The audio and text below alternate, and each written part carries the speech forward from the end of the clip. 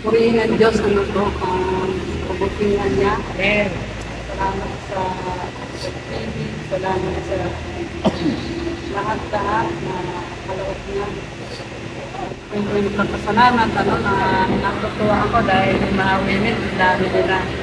So, sabi ko nga para yung prayer po sila din kasi iba yung pananalangin. Kailangan talaga may intimate relationship tayo sa Diyos para marinig natin siya. Amen. So, kaya napakahalaga ng mga ganitong gawain na tayo ay lumutulog lagi sa Panginoon.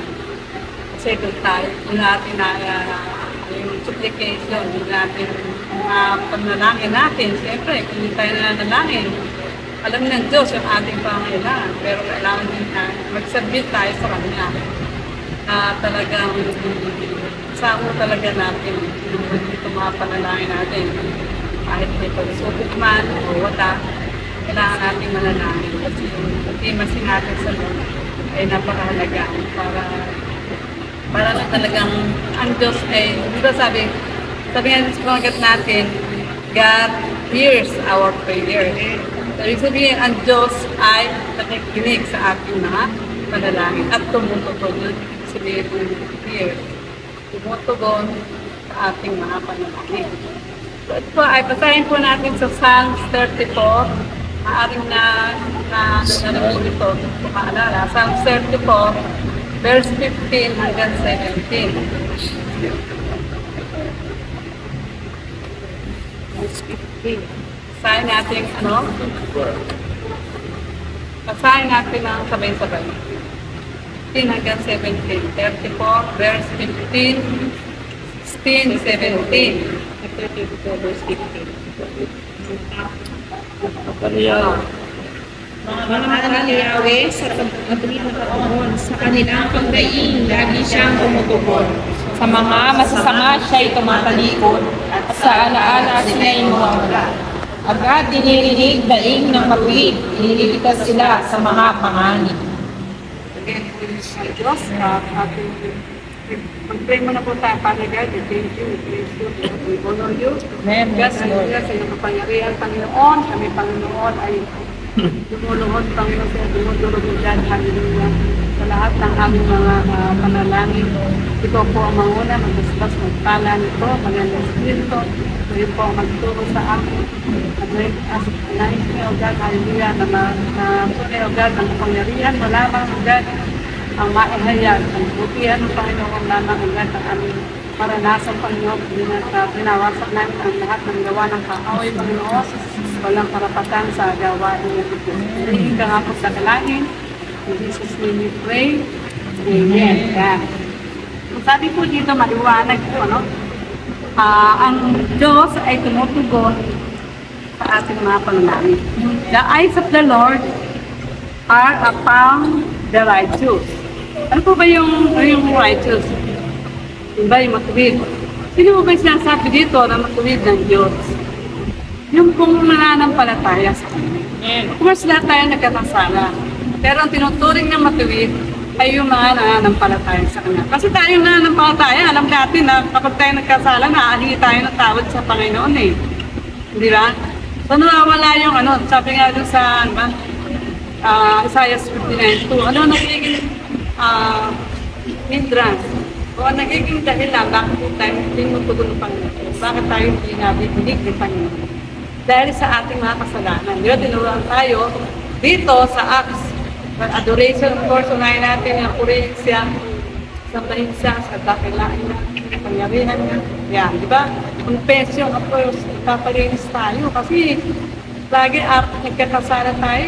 Minsan sa isip lang, nagkakasala na tayo, di ba? Isip natin yung tao na yun, gano'n, hindi pala, hindi.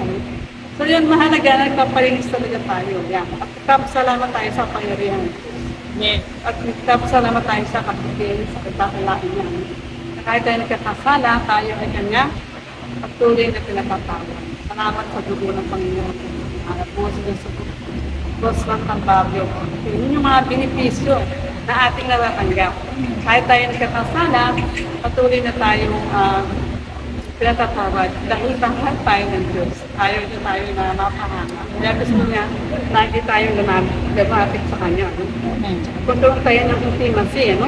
Yung ating pananampalataya talaga ay hindi mawala. Bigyan mo tayo ng hihina, dumaranas tayo ng discouragement. No? Nga, yung mga kakaroon tayo ng panghihina, kakaroon tayo ng nagdidismaya tayo. Hindi mga nangyayari o nangyayari yun. Pero ang Diyos nandyan na. He is in control. Sa lahat. Kontrolado niya lahat yun. Kailangan lang yung makita sa atin yung tunay na pananalig sa Kanya. Kasi nga sabi dun in the eyes of the Lord are upon the righteous, and His ears are open unto their cries. So, ang mga mata ng Panginoon ay nakakitig sa mga matuwid. Yan, yung sinasabing matuwid, tayo po yun. So, ang kanyang mga pakinig ay nakabukas sa kanilang dahil. Sabihin sa ating mga karatingan, sa ating mga problema, sa mga disappointments, nalalaman ng Diyos yan. Lalo na kung ating tapos sabihin tayo na talagang nananalang tayo na maunawaan natin yung nangyayari sa ating buhay. Kasi nga, nandito po tayo sa mundo, kaya kailangan talaga ay magkaroon tayo ng maging malapit talaga tayo sa Diyos through prayers, ano? Kaya sabi naman nga dito sa 16, ano ang diferensya ng mga masama? Sabihin, mga masama, ayaw sumunod sa Diyos, mapaligid talaga sa Kanya, na sabihin ay nagbibigay na ng paalala sa kanilang Diyos, and still, na matigas pa. O sabi dito sa mga masama, sila tumatalikod, sa alaala sila yung mawawala. So 17, agad inilinig daing ng matuwid. Iniligtas siya sa iniligtas sila sa mga panganib. So yan po napakaganda ng ni Haring David. Siya ay, alam naman po natin yung buhay ni Haring David. Na kapag dumaranas siya ng mga pagsubok at pagdaing, mga discouragement, sa naging niya, sa ganyan. Pero still, mga kalaban niya, lagi siyang yung talagang hindi masinagit kami sa kanya. Lagi siyang nagsasabihin sa Panginoon, lagi sinanalangin, Panginoon, nakalaban ba ako o sa tulungan mo ko. So, nandun lagi yung submission. Submission niya sa Diyos. At alam naman po natin, kapag sa'yo dumating, hindi na natin Diyos. Amen. Napakaraming po dito na talagang nagtagumpay si David sa mga labanan dahil sa kanyang nagiging prayer po sa Diyos. So, ganito din po tayo, ano? So, dito, ang sabi, mga matuwid sa kanyang paningin. Yan. Ang tingin po natin yan dahil tayo po ay sinasabi rin doon ng Diyos. Lagi siyang tumutugon. Nilalayo sa kapahamakan. So, ganyan tayo talagang angel of the Lord, nakasubaybay sa atin. No? Kaya hindi na tayo inabayaan. Meron tayong angel na binibigay ang Diyos para tayo ay ingatan, hindi mapahamak. Kapag tayo talaga ay nagkakaroon ng submission sa Kanya at lagi tayong nanalangin. Meron tayo tunay na relasyon sa Diyos. Amen. Yeah. Hindi yung kung kailan ang ating gusto manalangin o kailan lang tayo may problema. Hindi po gano'n. Kasi nga, anumang problema, lahat ng tao nagkakaproblema. Walang exempted niya. Ang tinitingnan ng Diyos, yung pananampalataya mo, paano ka tutulong na sa tayo na bagamat may problema, still, nandun pa rin yung pananampalataya sa Kanya, na yun ay sandali lang, na yun ay magkakaroon ng solusyon. Amen. Lahat may solusyon, sabi nga sa ating mga solusyon. Kasi nga yung Diyos ang gumawa sa atin, alam niya kung ano yung ating pangailangan. Alam niya yung kailangan natin, alam niya yung kung natapako tayo, alam niya minsan nangyayari sa atin, mga nangyayari sa buhay natin. No? Pero ang Diyos talaga, hindi siya lumilimot sa atin. Sabi nga, nakapitig nga sa atin eh. So, ibig sabihin, hindi nawawala yung paningin sa atin. Nakapagod sa natin yung paningin sa atin. No?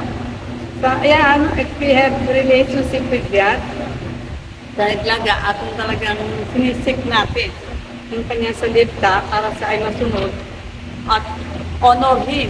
Ay ating yung honor, ano? Ano yun? Sa ating buhay, talagang hindi tayo magtataka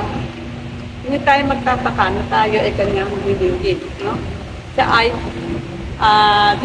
diringgin talaga yung ating mga pamilya.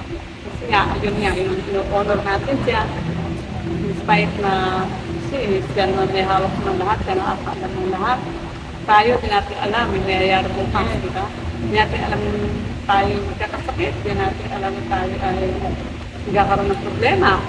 Di sana, una pa lang, pagkahandaan natin, no? Hindi kasi, hindi nga, kaya ang Diyos lang talaga natin alam. Kaya kailangan natin magkaroon talaga tayo ng intimacy sa Lord, no? Through prayers talaga. Doon lang natin siya makakausap, eh. So sabihin natin, Panginoon, ay estudyante ba, kapag-aral ba ako? Tulungan po ako sa kaya may sakit ka, bisa, salamat sa Panginoon. Kanina, may lagnat pa, sabi ko, isa mag-trek lang ako, tulungan niya gamot. Hindi ko naman po pwede na magbatay ako sa kanya, meron ka akong gawain ngayon, nagpaalam ako sa kanya.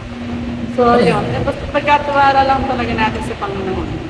Amen. Amen. Kasi nga, ako pagka sarili natin, nasinunod natin, hindi tayo makakahakbang. No? Kailangan ang sundin natin kung ano ito nagagawa ng Panginoon. At siya ang bahala nito. Amen. Kaya salamat sa Panginoon. Nakaalis. Alis sa mission. So sabi ko, saan mo ako, anak, tawagan mo si Doktor, pagka ako gano'n kayo nag-ingat. Yan. Tapos pero okay naman nga, nakaalis na naman. Salamat sa Panginoon. Sabi nga niya, hindi ba, nagdadalan lang yata, ikaw namin, hindi ako, ginignan ko yun, lagnat talaga. So yan, salamat sa Panginoon. Na kahit Sabi ko, Boracay lang ang gamot may mga kasama tayo sa bahay na, oo, hindi dapat natin ipag-alala mabuti, ano? Ibigay natin talaga sa Lord. Mga problema, kung minsan may mahadlang sa atin. Minsan, magiging hadlang ba yun? So, hindi dapat maging hadlang yun. Pag-pray na agad natin, Lord, hindi nawang maging hadlang yan. No, Lord, hindi maging hadlang to sa aking sakit. Sabi nga sa akin, kaya nga yung dito ilang beses na nagpa-check up. Eh, sabi nga nung doktor sa sergeant talaga siya, ng leeg, sa ulo. Ako, ang tawag dito, sinabi sa akin, magkakagastos ka lang, Hindi, dapat yun nga kasi, ganito sabi, naalala kami negosyo sa, magpa-check up si Ken. No? Yung isang babae taga sa Ken, hindi ko naman natanong ng pangalan. Nagkaroon daw siya ng bukod dito, nagtukwento siya. Pero ang i-repair sa kanya, si Dr. Gisman, napako yun. Kasi, doon nga daw sa doctor. So, sabi nga doon, hindi naman pa lang napinagpatingnan ko, sabi ni Ana, mahusay doon sa EMT. Nung pala, iba pa lang klase EMT. Meron sergeant lang sa leeg dito, at meron sa mata at ears lang. So, yun doon pala, hindi siya nag-opera ng sa leeg. Sa lang siya, sa mata at sa tenga. Naku, ako. Kaya sabi sa akin ng doktor ko, yan ang Walang alam. Tao. Dahil sa ako lang ang nakaalam. Ako lang pala nakaalam. Kapag ako Christian yata ako, tulog ko natin. Sinabi sa akin. Kasi nga naman, kung nandun na ako sa Panginoon, Lord, ito po sa amin kung talagang si Dr. Guzman. Nung punta namin doon, wala siya. Close na yung ilaw. Malis na. Nagpunta kami doon sa sabi ko, hanapit nga natin Mari, sinabi niya kasama ko. Saan talaga dito yung yung sa EFP lang doon. Saka nun lang nawala Specialist. Nun lang wala talaga yun. Siya nandun. Kaya lang, tapos cut off na yung nila. Nabukasan na. So, maagat kami na tungkol. Sabi ko, pare, ko dito talaga ako tinutulong ng Panginoon. Kasi sergeant to, ng leeg saka, ng ulo. Sige, punta ako tayo. Yun nga, sinabi sa akin ng doktor, napapahangkot ko. Siyempre, wala mo lang alam dun So, yung talaga kailangan, wisdom from God, agad ang aanin mo. So, yun nga. kahit na nagkamali-mali ng pag-check up, Panginoon ang nagtuturo pa rin.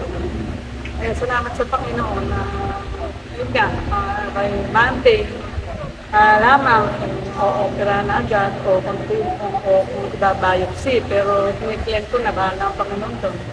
Hindi ko naman alam kung ano bang ang Diyos pa rin ang aking pagkatiwalaan sa mga nangyayari sa atin, sa ating sakit, sa ating mga nakakadisplayan, mga problema.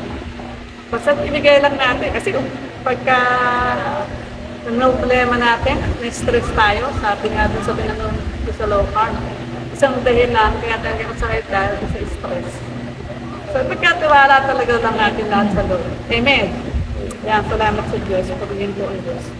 Yan, so kailangan talaga, yung pastor na binigay sa atin dito, may Haring David, na mga naranasan niya sa kanyang buhay, na ang Diyos ay makalikod siya sa mga. Kasi hindi talaga naririnig na Panginoon. Diba sabi nga sa Isaiah 9:2, kasalanan natin ang ingat lang. So lahat naman tayong kakasala, ang mahalaga lang, realize natin na mali tayo, nangyayin tayo ng tawad sa Kanya. Yan, salamat sa Panginoon, purihin ng Diyos sa kabutihan niya at kadatilahan. Amen! Amen. Pagdinig ng Diyos, sabi nga, di pa sinasabi ng bibig natin, pero alam na ng Panginoon yung mga kailangan natin. Pero yun nga, kailangan sabihin. Amen? Ay, hindi naman gagawin manghuhula si Lord. Wala ka na, Lord. Iba pala yung desire ng puso mo, di ba? So, kaya kailangan talaga ay maging specific tayo sa ating panalangin. At lagi nating tandaan na kapag ka nakita ka ng Diyos na matuwid ka, asahan mo na, dininig na ng Diyos. Amen? Claim na natin. Sabi niya, claim it. Sabi kanina ni Pastora Malu dun sa kanyang mga senior na Word of God. I-claim na natin ang pagtinig at pagtugon ng Panginoon. Amen? Kasi, syempre, sasabihin mo ba sa sarili mo, hindi ako matuwid. Syempre, ayaw natin yun. Doon tayo, i-ano natin yung sarili natin na kaya nga tayo nagpapatuloy sa Panginoon kasi gusto natin na maging matuwid tayo sa harap ng Diyos. Kaya nga tayo nagpapatuloy, humakbang kahit na mahirap, marami tayong ginagawa. Pero bakit tayo nagpapatuloy? Kasi gusto natin maging matuwid tayo sa harap ng Panginoon. Kaya salamat sa Lord dahil sa salita niya na nandun talaga yung pagtugon ng Panginoon. Amen? Pagdinig ng Diyos sa ating mga idudulog na yung gabi ay ibibigay na yan ng Panginoon. Amen? Yun lang po, praise. Amen. Sa ano lang po, dapat nagkaroon ng paalala sa atin ng Lord. Sa verse 16, napakahirap kaya dahil sa ginagawa namin mga kasalanan ni Lord ay bagong gawin tayo. Diba? Napakapigan ng verse na yun. Kaya, kumbaga nagpapaalala lang sa atin ng Panginoon na sa bawat gagawin natin, lagi tayong magsasangguni sa ating Panginoon at lagi natin, yun nga, kasama na doon yung pag-pray na kung para sa iyo ba yun o makakabuti ba sa iyo yun o hindi. Kasi ang Lord nga naman, nakasentro ang mata niya sa mga mananampalatayang matulilog sa Panginoon talaga sa kaya dapat lagi tayong mapagmantyan sa mga kilos at sa mga ginagawa ng tao.